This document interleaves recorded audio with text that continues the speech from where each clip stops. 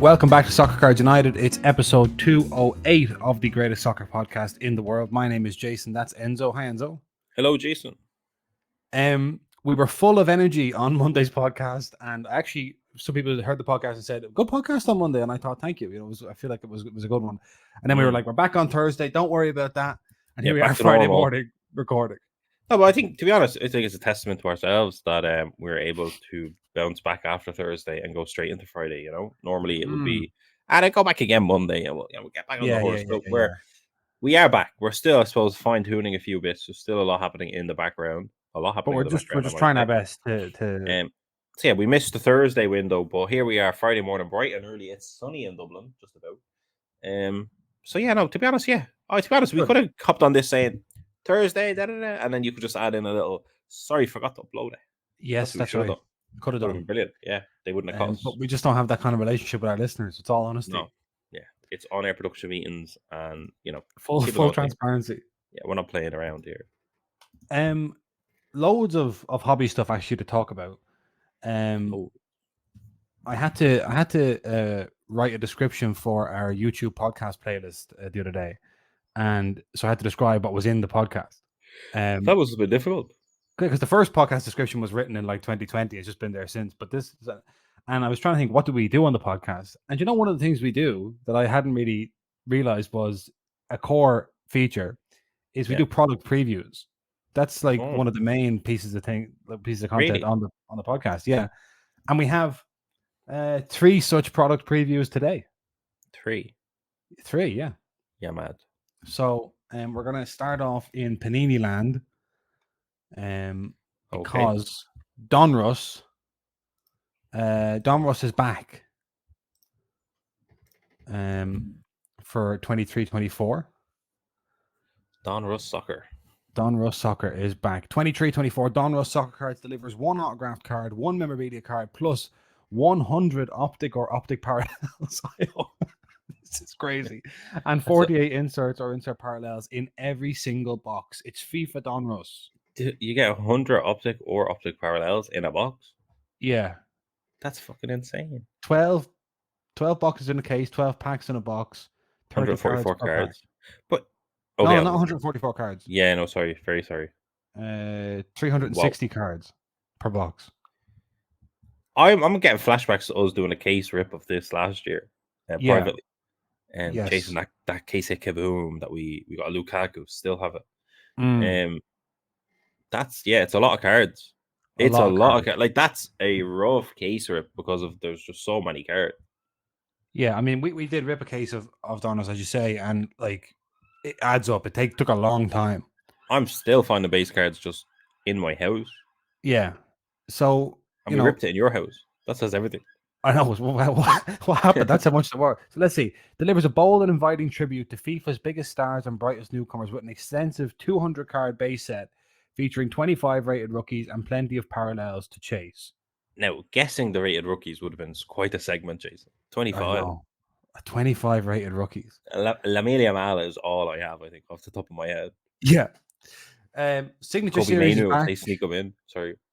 Beautiful games back. Beautiful game jewels. Kit King kit series inserts. And beautiful game autographs are beautiful, and jewels are music. We like jewels. We would have liked triples, quads as well. Like, we need to see that come back. But yeah. Beautiful game autographs are kind of one of my favorite autograph subsets. And the insert lineup is spectacular. Apparently, includes brand staple stunners like Kaboom. Kaboom's back. Crunch Time, Net Marvels, Night Moves, Craftsman, Pitch Kings, and more. That's all fine except for Crunch Time. Have you seen Crunch Time? Yeah, it's right there in the bottom right-hand corner. I honestly thought it was actually a box configuration. I didn't think it was a card.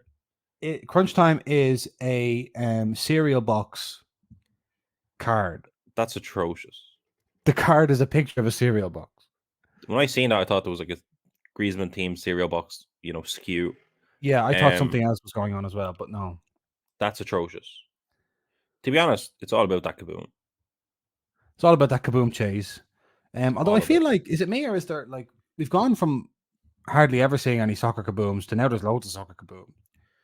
But yeah, there's not like, I mean, I think we're just starting to see soccer products come back. Like Donruss coming back last year was a big deal, as was the selects. I know there was no Kabooms and selects, but yeah, the I think Donruss World Cup followed by Donruss Soccer last year doubled it up True. and makes it feel that way. But for me, it's positive. I think, to be honest, here's a hot take for the podcast, Jason. I think one of the big wins of Panini losing a lot of its licenses is that I think we're going to get more and more soccer products that, print run wise, you might be like, oh, it's a bit too much. But like, I'm always on their pre-order website, at Panini.America. PaniniAmerica.net. Yeah, that's it, PaniniAmerica.net.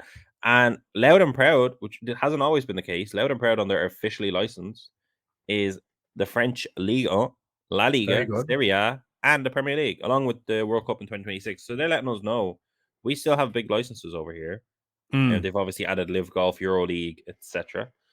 So yeah, I think we're going to see a lot more soccer product, Jason, because I think the printers still have capacity. If their licenses are disappearing, they're going to start building up and leaning into soccer products, which I think you're going to see more kabooms, basically. I want to start seeing specialized sets for the other leagues that are not Premier League. I want to see La Liga, Serie A, and Ligue 1, whether it's Mosaic, whether it's Select, whether it is Prism. I want to see it. Right. Or Optic, something. I'd love to see that Prism brand get taken over to the other, they've been teasing us with Mosaics and Selects. Give us the Prism. Because like Chronicles, I feel like has been trying to lean us in there. I think this year is the year, Jason. This year is the year. 23-24 is the year we are going to get a standalone League 1 product that is not Score. I believe it. Now, whether I say standalone, it might be mixed with Chronicles or whatever, but I see it coming. Okay. And I'm hoping. Big prediction. Because I don't think League 1 has ever been on the Panini website. Like, it's recent enough this year, I'd say, that they've added it. Right. Well, we wait with bated breath for that. Just on Lamine Yamal, did you hear the sad news about Pedri? Yeah, I did. And to be honest, listen to our podcast, episode 2 or something. God knows when it was. We were like, stop playing him. When he went to the Olympics that year, I was like, this is crazy. Sick. Yeah. So it's like, if we could see that as relatively inexperienced sportsmen ourselves, Jason, then I think it is absolutely atrocious and absolutely ridiculous that they let that young boy at like the age of 18 play 92 games in a season plus, which ultimately just never allowed him to recover or his muscles to develop or whatever. It's completely shocking, and I don't think it's the end of it. I think we're going to see more and more and more of him being injured, which is fucked up for the game. Now, I do think he's the kind of player that can adapt and kind of change his game to where he doesn't really run that much. A bit of a Busquets kind of a role. He could kind of adapt maybe, but yeah, it's not good. It's not good. Yeah, I think this is like... And he's my doppelganger, so I'm additionally sad. And then Gavi is also out for the rest of the season, and Lamine Yamal is obviously next up at Barcelona. Who cannot... Ansu Fati was shipped out ages ago. Yeah, Ansu Fati as well. They kept playing him on an injured knee. Barcelona have been blessing us since 2019 with a quality rookie every year, high quality rookie every year, but they've also been cursing us by mistreating them, by running that rookie into the ground. I mean, like, it is that thing. I feel like we've been talking about on the podcast for ages. Is like this kind of clamoring to see younger players get played all the time. It's like they cannot, like, you're looking at guys like, the Messi, Ronaldo's, Zlatan, Pirlo, whoever it may be, who had a long, fruitful career. That longevity, like, it may be that there was a certain Modric, there was a certain generation of players who are young enough to have taken advantage of all sorts of advances in sports science, nutrition, physio, all stuff like that. Young enough to have taken advantage of that kind of new technology and new science, but old enough to have spent a long time breaking through into senior teams and into top level football. And we may find out that like football longevity may have peaked. Like it might be like a thing of like the sport used to have fellas who were busted by the time they were 32 because they were drinking and smoking and wearing like construction boots when they were playing. And then you could have fellas playing until 40. And now it's going the other way where it's like, yeah, you come in, you have 5 good years between the time, from your 18 to your 23, and then you're kind of done. And finished. Maybe, who knows? That's just it's not great. It's not great. We're seeing a lot of it. Like Jude is another player who obviously has a lot of minutes as well. Seems to be fine. Has some problem. I think he has bursitis in his knee, right? Which is recurring, but who knows how that's going to affect him over time. Yeah, it's not great. No, it's really bad. It's very bad. Yeah. But then what can you do? I suppose it's the game demands results now. It's a results business.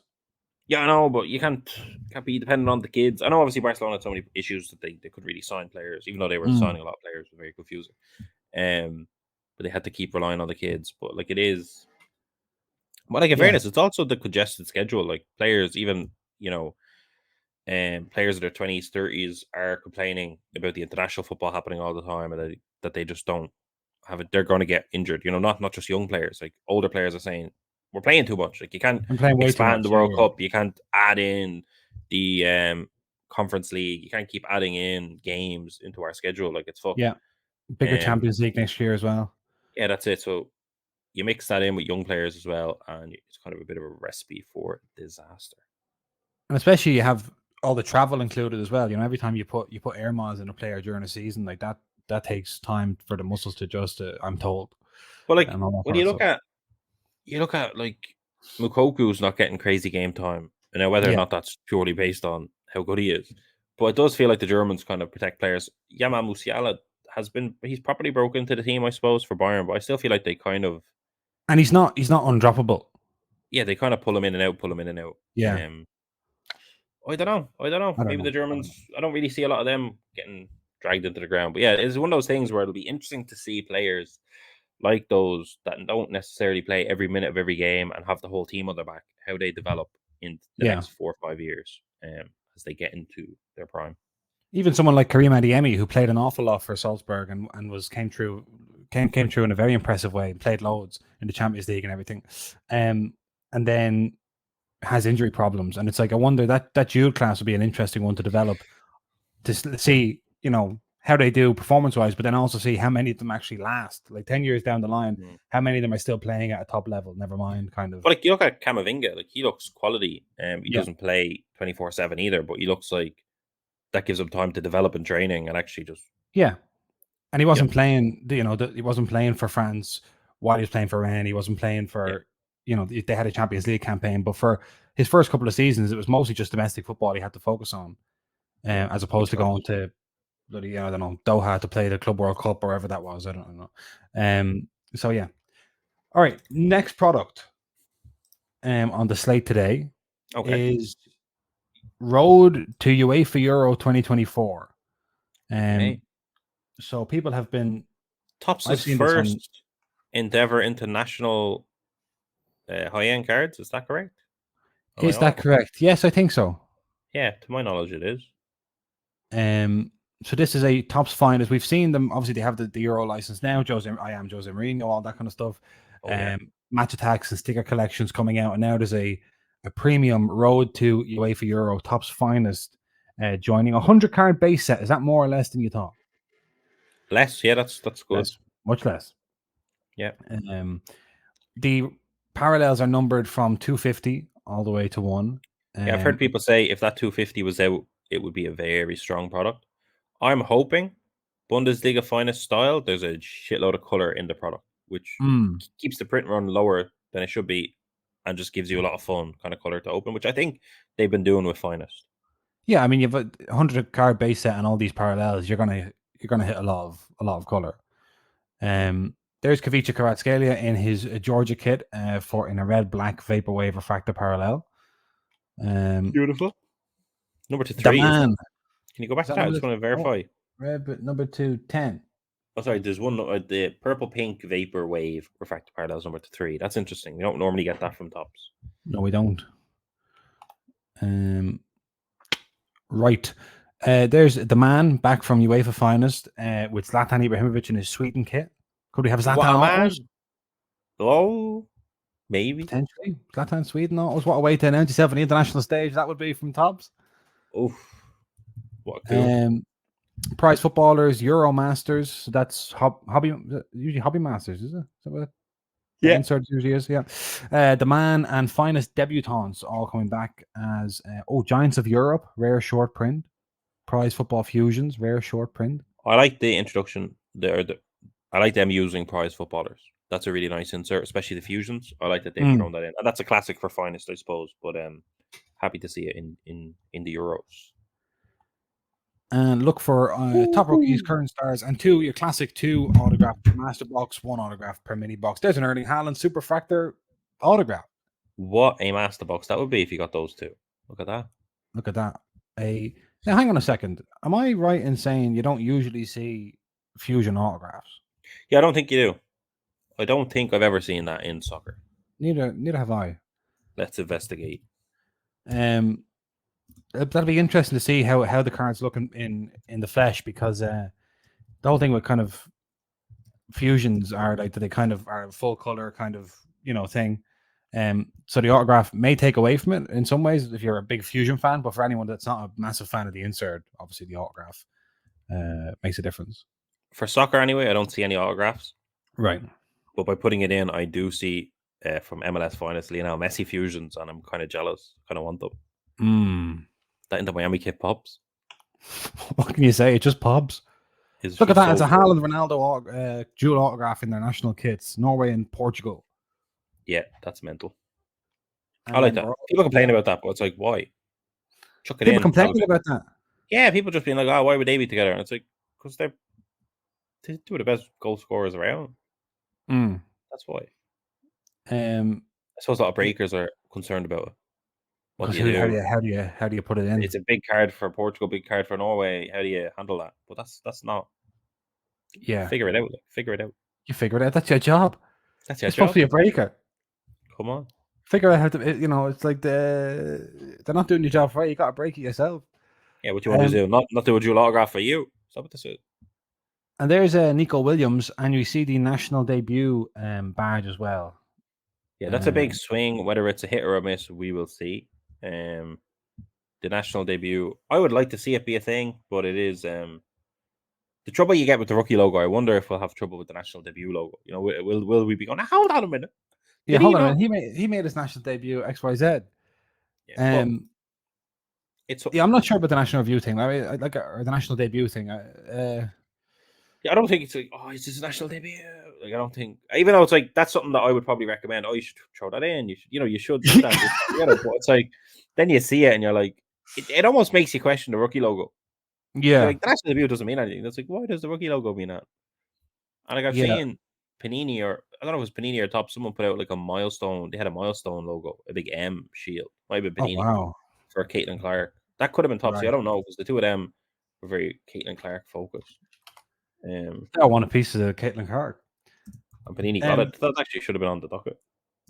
Well, we're not a basketball podcast. No, that's true. I don't know who done it. Yeah, national debut. I don't know if it's necessary. It's I mean, obviously you're trying to juice up the product. You're always like when we're always sitting here on the podcast talking about there needs to be some other element. There needs to be something going on. But as you say, then you see it and you kind of go, I don't know if we needed that. I don't know if that's what we needed. It's stuff. Yeah. I don't think we ever covered it. The MLS getting that debut patch the same way MLB got it. Oh yeah, I love that. I love that. That's great.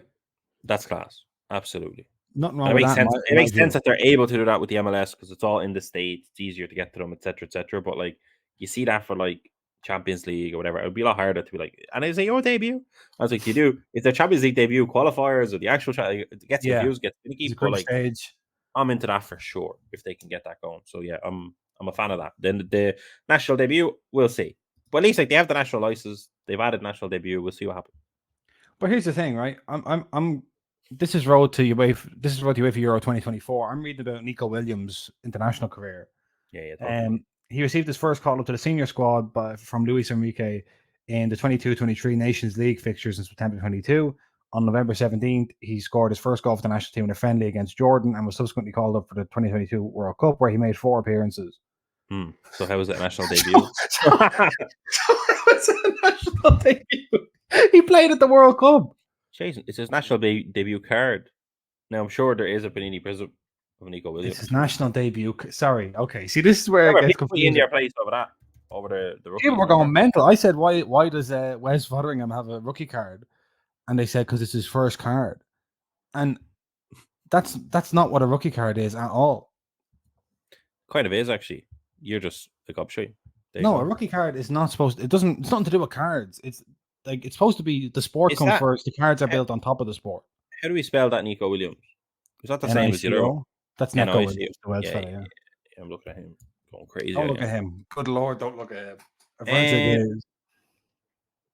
Yeah, Nico Williams has a national card in Panini Obsidian 22-23. That's the thing. It's like that's literally the first one that they've used to show us national debut. We found an issue with. That's why it's problematic. Just pick a different one, like. Just pick a different one. Do what we did. Quick search. Does he have national card? But I understand, like, once the product's out, no one's gonna care. It's just like in the marketing. Don't let me do this on the podcast. Yeah, don't let me rip it apart. But it's funny because, like, obviously Panini don't give a shit. Like, they have Kobe Mainu, rookies, and Prism. It's the big chase. You know, he has cards. So it's like I'm almost at a point where I feel like the two companies ignore each other, and it's up to the collectors to decide the value. Do you know what I mean? I understand. It's up to us to go, that's not a national debut. For me, this national debut logo, I'm not going to collect that because I know that's not his national debut. He was at Obsidian. Whatever that is. Yeah. I was about to say, you're always putting your head with the back of the card. It's you're the only one who takes the time to read it, and you always have big issues with it. Yeah, because like the thing is, I want you in a room with the person that writes that. That's what I'm saying. So like, someone's if that's not important, don't bother writing it. Someone's like, this fucking guy again. The only guy that fucking doesn't let me just do my job. Always has to pick it apart. Because sometimes it's like some guy in an office call. Listening to this in the ears, right? What does he think it is? And you're going, now hold on a minute. Did you not look at the front of the card, say national debut, and you're talking about the 2022 World Cup? I think make a lot of appearances. Like, I mean, he's appeared 4 times the World Cup. We're getting in 2022. We're getting a 2024 national debut. Yeah, not great. How do you feel about Road 2? That's something like Panini did, and I kind of hated it. Watered down the product a bit. But obviously, Topps have a national license, and they're basically saying, oh, yeah, absolutely, we're going to do that.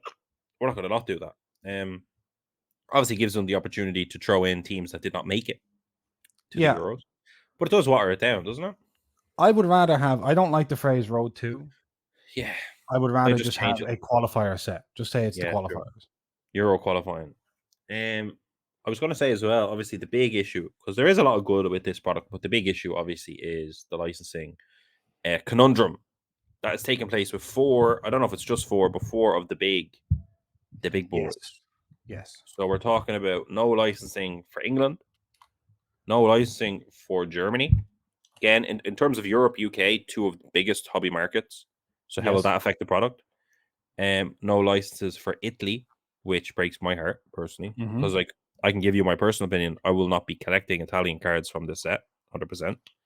And for that reason alone, I'll still be, I'll be getting involved, but just unless they're really clever with how they do it, and you can't see the logo and it looks all right, I'd be all right with it. But in general, otherwise, I'd be telling people at card shows, Jason, I'll be going, I see, it's beautiful, but if they had the license, I'm sorry, man, I'm gonna have to give it a pass. Yeah.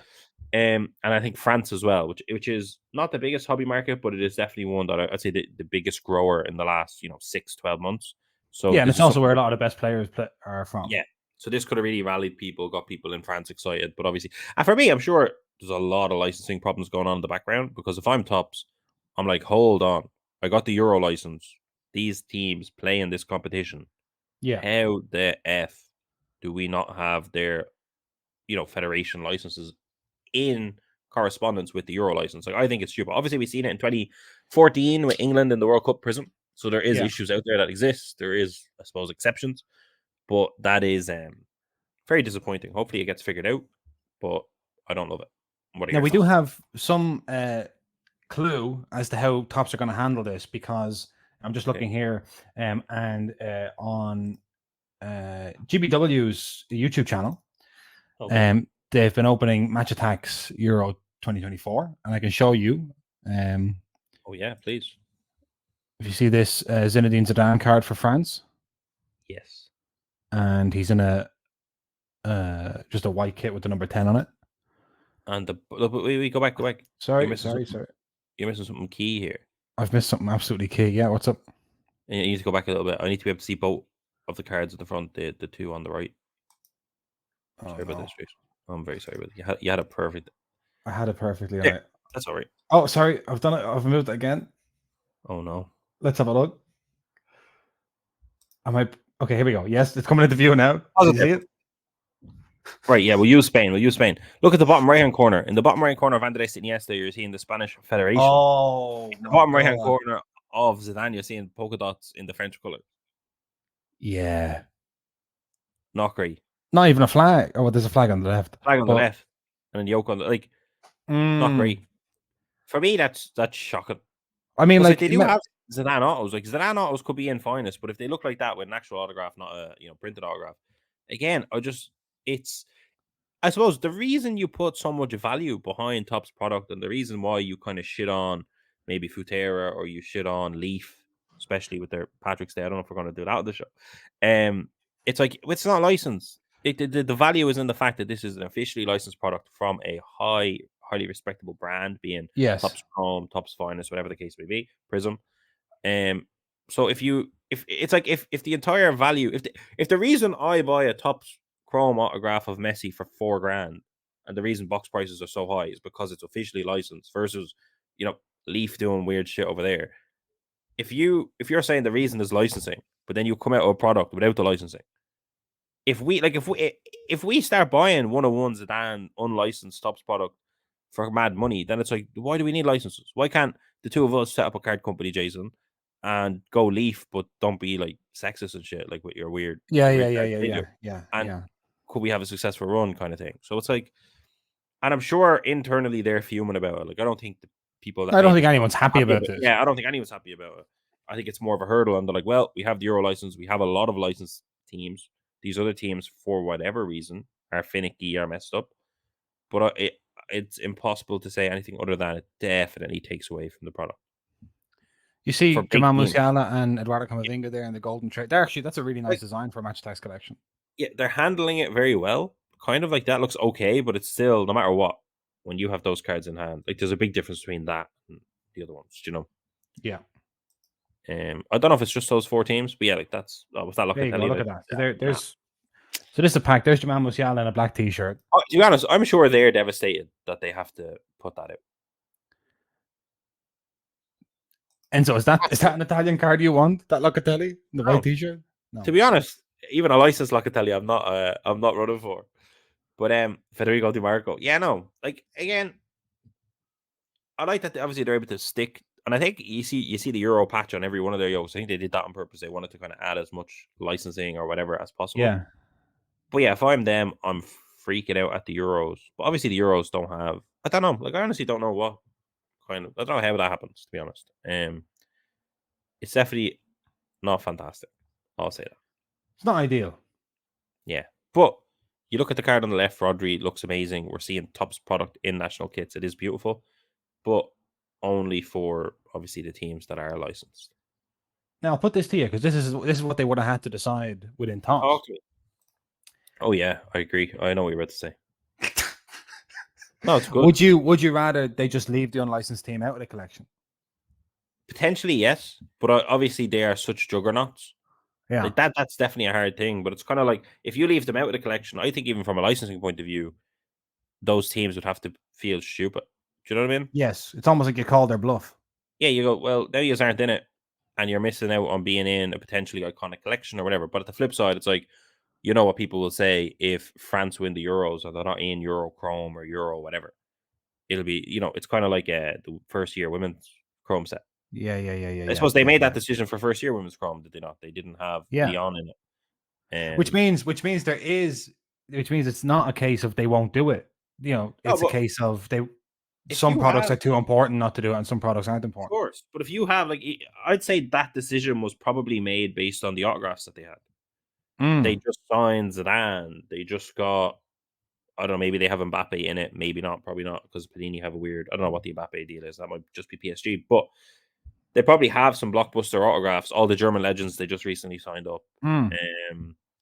So it might have been like, and to be honest, they might have been like, listen, it might be configured in such a way that, like, one of your mini boxes, if it's unlicensed, the other one won't be in terms of the autograph. Yeah. Who knows? So yeah, but I understand. Like, it is, I think they'd get killed if those teams weren't on the checklist, but they're going to get killed for those teams being unlicensed as well. Yeah, well, I presume like the sticker collection and stuff is going to be the same. So maybe, if you didn't put England in, and you didn't put Germany, and you didn't put Italy, and you didn't put France in, then you said, direct all questions to those federations. To those federations. You know, but then are you souring that relationship entirely? I don't know. This is kind of but, slightly above our pay grade. This kind of stuff. It could be like a trading card license, so maybe the stickers are actually grand. Like who knows? You know what I mean? Who knows? Who knows? I'm assuming Panini have some. It's like, do Panini just have some kind of exclusive thing and they've never done anything with it? Well, like they made the England set. Was that not the Lionesses set? No, there was a men's set as well. There's like a mixed set as well. Yeah, they have the FA license. Right. But like that shouldn't supersede the Euro license. You know what I mean? Like it's like I don't know. I don't love it. We've said for years that the show grinds to a halt whenever licensing comes up because nobody knows how it works. And this is yet another example. It's messed up. Come on. Because like I don't know. It's definitely a downer. I don't know if there's like a way that by the time non-Road 2, like if Euro Chrome comes out, that they could be licensed. I'm just assuming this 2024 Euros will have these teams unlicensed, which as like an Italian collector of cards, like I want the Italian cards. That's a bit devastating. Yeah. I don't want to see a green, white, and red polka dot in the bottom right corner of my card and go, it's an Italian card. But I understand. Like I don't. It definitely wasn't their option. Basically, you know, their hands were tied. And as Nico Williams showed us earlier, if you want the national team cards, other companies are available. Have them. I'd say Panini are just playing dirty as well. I'd say that's definitely like they've been getting slaughtered by fanatics. That they might have just somehow had a little. Oh, you want the Euro license there? Well, you're not getting these teams. Yeah, like the Caitlin Clark. Like there's some dirty shit going on. Like Panini are not going down without a fight. It's fascinating. Yeah. All right. F1 Dynasty is expected to drop today. Anything we should know about F1 Dynasty? They've been teasing it for a while. They're at 1 of 7. That actually happened while we were live, Jason, and I have not looked at it. So I'm going to go onto Twitter. They're not doing an actual thread. Like they're threading it without doing a thread, which is a bit annoying. But this one here, did you put it up already? Oh, you're fast. Do you think there's a big surprise behind 8 of 8, or is this just a bit of teasing? I can say that I'm going to say now. I'll probably look foolish later on today, but I don't think there's a big surprise. But they wouldn't do a 1. They wouldn't be. They would. No, they wouldn't do a national debut badge for a fellow who played for Spain in the World Cup 2 years ago. Fine. I think that looks great. My big issue with this year's Dynasty, my only issue with this year's Dynasty, and we'll see when cards get open. It just looks like they didn't leave a lot of white space for the autographs. The cards look great. The patches that I've seen look great. The design looks fun, but it does kind of feel like. Yeah, like I think especially because like this is the idealistic version of what the pen looks like, if that makes sense on that card. Yes. I am a bit concerned that when these boxes get opened, that one looks fine. When these boxes get opened, it might not look the best because I think like I'm just saying like the patches will look great and all that. I just think I'll be looking at the autograph placement. Did they leave enough white space for them? Did the drivers sign in the white space, or are we getting a lot of kind of signing over the suit and you can't really see the pen kind of vibe? Like that. I don't think in person that card will look as nice as it looks there. I think that white space needs to be a bit bigger. But we'll see. It might look different in person. I don't know. Yeah. Hard to balance it because hard to make Dynasty not look the same every year, more or less. Yeah. Yeah, I suppose this has a darker background, etc. Yeah. But yeah, we'll see. But it looks good. Like, I don't know. The big chase here, obviously, Oscar Piastri rookies. We're looking at F1 Chrome. I actually went on Sports Card Nonsense and told them F1 Chrome would be a great buy because of Piastri and the strong checklist, and the box price has been in decline since it came out. I'm never going to be. That was my debut on Sports Card Nonsense. They're never having me back on. I've kind of like solidified, Jason, your hot takes now. And I said like stay away from Premier League Prism, and Premier League Prism is doing all right. I still think I was right in saying that at the price point it came out at, but yeah, F1 definitely took a big nosedive. But I think that's purely because they got rid of Flagship, they got rid of Chrome Light, and they've essentially incorporated that into the print run. Yeah. And they basically priced it a little bit too high, probably. Like, I do think it's a good set. I think F1 breakers, F1 people that are collecting and opening are having a great time with the product, and they're very happy to see that because it's like the price hasn't gone down because the quality of the product is bad in terms of the checklist. The price has just gone down purely because the print run is really big. Yeah. And it's a niche sport. It's like they've managed to make a print run that's big, but also it's kind of still juiced up. Like we opened the case and it was brilliant. Like I think we got 8 or 9 of 50 or less from Chrome. Like it was class. Yeah. Print run is big. So same with Sapphire. Sapphire's kind of obviously the print run's very tight on that. So it came out, it's kind of floating around what it came out at, a little bit higher, a little bit lower here, there, and everywhere. a price point on Dynasty will be important. But I think the Oscar Piastri rookie chase, the RPA, Jason.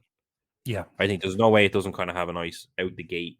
I don't know. Could be good. But I'm waiting for that 8 of 8. Is there a quad autograph, Jason? Wow. Is there something sneaky? Did Michael Schumacher get to sign him? No? Come on. I don't know. What are they teasing? What are they teasing, Jason? I don't think they're teasing anything, but I suppose they're just saying it's coming out, because that's out today. Yeah. We've timed our podcast slightly wrong, but that's not here nor there. Okay, a few things to fly through because I got to get out of here. Okay, so sorry. No, it's all right. Just we were talking about the global shipping program, and a man was selling from the US to Canada, and we just asked anyone to write in with their experience of the eBay global shipping program. And Pompey Blue, who I believe is UK based, says on GSP, I always get shown upfront costs and shipping and VAT and taxes in one go, so no surprises once in the country. It's only if the American seller isn't using GSP and sends privately via USPS or FedEx that I pay shipping and the item price, and then I get a shitty import fee once it hits UK customs. GSP is great. So global shipping program. I think the original guy, OP, as they call that, used the global shipping program. He used it, didn't he? Yeah. That's what I'm saying. So maybe Canada is just a bit finicky. Don't ship to Canada. Do not ship to our Canadian friends. That's right. Oh, we're cutting off the Canadians. We're cutting off the Canadians. That's the move. That's terrible. Sean Madden got in touch and said, thoughts on the format of Prism Soccer Blasters not having base cards, but having pink base, blue base, or red base, depending on which product you get from Target, directly from Panini, etc. I think it floods the market with too much color that has no real value. Podcast thoughts. Yeah, I put it on our website. I took the Panini thing. What do you call it? I took the Panini image because I never get product images, Jason. I just pull it from anywhere and everywhere. Yeah. And our product image says blue mosaic parallels, but our blasters have pink. And I said, how big of a deal is this? Look at that. Surely it's okay. And someone has messaged me who bought them and said, hey, these are pink. They're not blue at all. Yeah. So apparently it's a big deal. I'm hoping it's not. I'm hoping I'm okay. But that ruined my morning. I'm fuming because I'm like, I don't have an image that says blue mosaic. Yeah. Or pink mosaic, whatever the fuck, pink. So pink. I think it's stupid. I haven't opened it. You haven't opened it yet. You're gonna open it. I'm assuming they're all pink, is it? Like everything's pink. The base cards are pink. It says so. Hang on. I think it's a bit stupid. That's my find thing. 18 Blaster exclusive pink mosaics. Okay, but is there actual base cards as well? No, the base cards are pink. There's no base cards. There's only 18 base cards, quote unquote, in that box. Is that what you're saying? Yes. Okay. There's 24 cards per box. It's 18 pink base and 6 hits. I think it's silly. But I think it allows for some color matches that could be cool in a PSA 10. You know, bit weird, bit of a different. I don't know. Ultimately, as I told you, it has led to some hassle for me, so I don't like it. That's my take. Confusion in the marketplace for those of us that can't get product in Target. It's not good because the images. Because we got it directly from Panini, not directly from Panini, but we got it. We through didn't a distributor. It from Walmart or Target. Yeah, we got it through a distributor. So surely the Panini website image should be the same as our image because I took it from the Panini website and I got it from a Panini distributor. I didn't get it from Walmart or Target. So for me, I don't like it because people cannot follow rules. Our take on this is basically that it was personally and professionally inconvenient, and therefore it's a no-go from us. We hate it. Never do it again. Right. Okay. Last thing. If this person sends it back, I am gonna be fuming. What are you doing? You're trying to chase a blue color match, is it? Fuck off. I'll go mad. Okay. Mostly Soccer Cards on Instagram says this, right? Hey, Jason and Enzo, I want to get your take. Where do you see the market being? And you will not guess the players he's asking about. What do you see the market being for Oscar Bob and Eduardo Bove? It seems that they were in just enough sets last year to have rookie cards, but neither were in Topps Chrome, Prism, Optic, etc. Usually to make his potential, but I don't know if I was wildly off base or not, but it feels like they have the potential to boom due to their scarcity. Even Oscar Bob's team set rookie seems like it's somewhat rare. There's two things here. There's the question, and then there's the general point, and then there's the players. Yes, it is a good strategy to invest in players who have limited rookie cards, so you might get someone like Victor Boniface or someone like Savio, who has or Oscar Bob, who has extremely rare rookie cards, because then there's only one or two sets if they go up in value people to buy, as opposed to a Julian Alvarez or an Alejandro Garnacho. Where Julian Alvarez, by the way, has a Panini Instant. He also has very rare and scarce rookie cards. Oh, sorry, excuse me. But that's the flip side of it. Is like if you're investing in something that's so rare that was only in 1 or 2 sets, every fucking chance next year he's a rookie and he has rookie cards. That's the only flip side of that. Kobe Mainu was only in a couple of sets for tops, and he's in Panini Prism this year as a rookie. So be careful. But be careful. Supply demand there is. In terms of just Eduardo Bove and Oscar Bob, Eduardo Bove I've seen play a good few times for Roma, especially under Jose, kind of in like a wing backy kind of midfieldy thing. I wouldn't really go in hard on him. He's no better than say a Piotr Zalewski, also for Roma. And for Oscar Bob, I thought we're not going to know for a long time Oscar Bob. I was thinking about Phil Foden and how long it's taken him to kind of cement himself. And listen to this for a fun fact, right? Phil Foden made his debut for Manchester City in a Champions League game against a Feyenoord on the 21st of November 2017, right?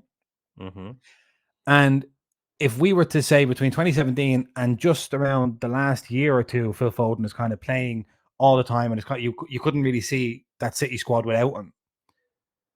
If Oscar Bob takes a similarly long time to percolate at Man City, we won't know whether or not it was a good investment until 2030. Wow. So that's the kind of time frames we're working on here, people.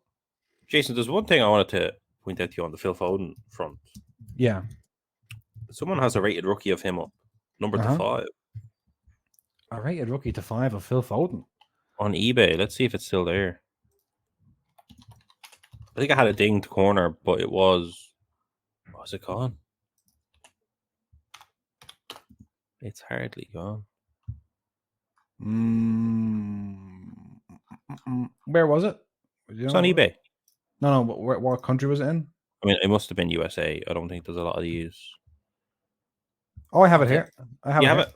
Yeah. I've got it. I didn't hate the price. I didn't, I mean, it's not...